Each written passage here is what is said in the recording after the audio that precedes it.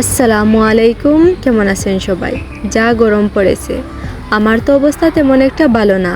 আজকে বাড়িতে আমার ছোটো বোন এসেছিল, তার জন্য ছোটোখাটো কিছু আয়োজন করছিলাম, কিন্তু ব্যস্ততার দরুন সব কিছু রেকর্ড করা সম্ভব হয়নি। তাই গরু মাংস দিয়ে আলুর একটা সহজ রেসিপির ভিডিও নিয়ে এলাম আজকে। বেশি ঝামেলা না করার জন্য কড়াইয়ে তেল দিয়ে তাতে ভালো করে ধুয়ে রাখা মাংসগুলো দিয়ে দিলাম।